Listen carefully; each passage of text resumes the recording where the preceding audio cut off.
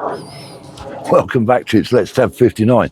War detectives. Now, I was sort of aware of these people, but I didn't know a lot about them. And I recently come across something online, a little look into it, and I thought, that's something I'd like to chat about. So, we know them as the war detectives, are known as the Ministry of Defence here in the UK, war detectives, but their actual title, now I've got to get this out because it's a mouthful, their actual title is the Joint Casualty and Compassionate Centre Commemorations Team, JCCC team for short. So what do? What are they all about?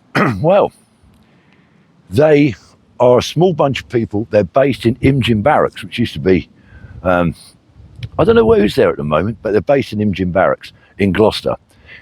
And they research and investigate the remains of British Forces personnel from World War One through World War Two, and even into the Korean War in the 1950s. So, and it doesn't matter where in the world they find these remains, they endeavour to identify them. So, of course, sometimes it's when there's construction work. Let's take France and Belgium, for instance. Out there, if they're making a new build, say like a hospital, and it's in the area or on one of the former battlefields, obviously when they're doing their early excavation work on that site, they quite often, more often than not actually, come across human remains. And that's when they jump in and they try to identify them. Recently, just a couple of days ago, well, in September, it's now October 2025, but back in September, they repatriated or discovered some bodies, and they've managed to identify 2 soldiers from Great War, World War One. It took about 4 or 5 years for them to do their investigations, but once they'd completed it, they definitely ID'd these 2 guys. I believe one was a corporal, and one was an officer, a captain, I think. So that's what they do. But also what they do is, as you know, if any of you have been out to any of these war graves out in anywhere really, but certainly out in France and Belgium, you see these war graves and you read the headstone, it says unknown or known unto God. So they don't know the soldier. Those ones, they're the ones that they also try to investigate. How do they do it? Well, obviously, if they come across the remains, say on the battlefield, one that's not been buried, or it's been hurriedly buried during the war, they can look at things like dog tags, or maybe bits of uniform, or something that's survived. Remember, this is over 100 years ago. And one of the problems is with the dog tags from World War One and from World War Two, actually, and probably Korea, the dog tags back then aren't like the ID discs we got now, the metal ones, the little round, UK have 2 little round discs with your name, initials, religion, blood group, army number on it. Back in those days, they were made of fibre. And of course, this fibre is sitting in the ground for 100 years, they sort of decompose. And so the information on those dog tags is lost. But things like, especially in the First World War, the soldiers used to wear metal, sometimes brass, I think, little shoulder titles. It might say the Lincolnshire Regiment on their shoulder, or whatever regiment it was. So they come across things like, they can narrow it down then by the regiment. They can look through Regimental Association's war diaries for that period and find out what that regiment was doing there, and find out who was lost. And if it's got rank badges, in the case of this captain they found buried recently, they found that he was a captain that had died on that specific battle on that day. From bits of uniform, they worked out there was 14 officers lost that day, or in that battle, and so many of them had been actually identified and buried, but this particular one hadn't. So that's how they worked it out. So that's what they do. And then of course they use DNA, and if there's still living relatives, which hopefully there is for most people, they can then, using genealogy and ancestry, find out maybe some next of kin, and then approach them for DNA and etc. And then when they do identify a body and they've contacted the next of kin, they get them over there to France or Belgium for a funeral which they lay on with full military honours. And so there's the coffin draped with a flag, a new headstone with the guy's details on it, and often not the pallbearers that carry the coffin are from that guy's regiment, or one of the forebear regiments or future regiments from that regiment if it's amalgamated so many times. So they do that now. In certain circumstances, the war detectives or the MOD will be able to pay for the relatives to go out there in certain circumstances. I think hardship, things like that, if they can't afford to go out there.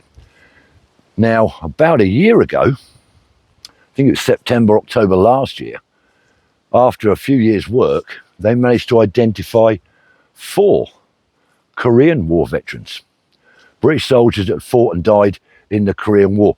Now, their bodies weren't lost. They weren't on the battlefield. The bodies had been brought back and put into a grave, but at the time, they didn't have any idea who they were burying. So the war detectives did their thing out in Korea, worked for a long time, for years, and found out who these guys were and gave them the proper military funeral out in South Korea, in the British cemetery that's out there. Because interestingly, if any of you know, have heard of Bill Speakman, VC.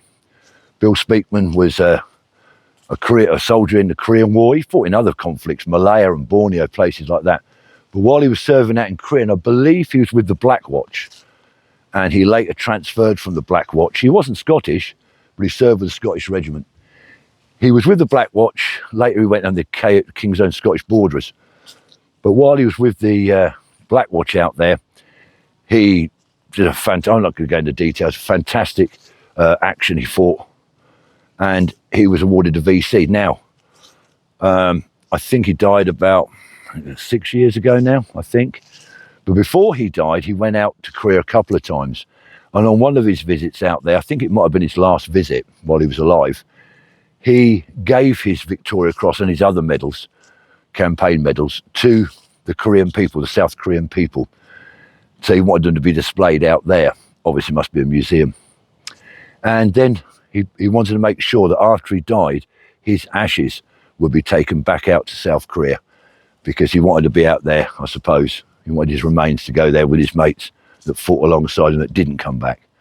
And I believe that happened, and his ashes are out there.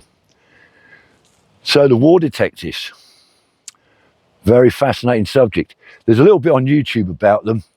If you go onto the website, just put in MOD War Detectives, you'll see that you see all the past successes they've had. And they've got a calendar up of all the future burials that are coming up. And they're quite, I mean, there's a couple happening this week. I think one on the 9th of October, I think, yeah, which I think is Thursday or something this week. Out in France or Belgium, I can't remember. So and anyone can attend them. If you happen to be over there, or if you look on their website and you thought, well, actually, I'd like to go out there and witness one of these burials of an unidentified soldier once they identified him, then you can go out there and pay your respects and watch the whole ceremony. They have a bugle, they play the last post, etc. An officer from that regiment will do a reading at the graveside, and then the lads and lasses, whoever's the burial party, lower the coffin in with a flag draped on it. And they take the flag and fold it up and give it to the next of kin if they're there. So you can actually go on their website, the MOD government website, and find out when the next burials are, etc. Thought I'd mention it because we're now October 2025, we're approaching Remembrance in November. It's not far away. So that's why I brought that subject up. I might do something on some VC winners, actually. I may do a couple of videos leading up to Remembrance about winners of Victoria Crosses. Because one was in my regiment in Iraq with me, and he won a VC. You all know that is Johnson Bahari. So maybe I can do a little bit on some VC winners, we'll see. Anyway, cracking day, as you can see. Look at this, beautiful out here, isn't it? Absolutely beautiful today. Sun's beaming down. So, as always, troops, thanks for your support. If you're new to my channel and you haven't subscribed, please consider it. I'm not saying do it, I'm just saying consider it. It helped me out a lot. Channel's growing nicely. Thank you, everyone. So, till next time, troops, and it won't be long, remember, stay safe and let's tab.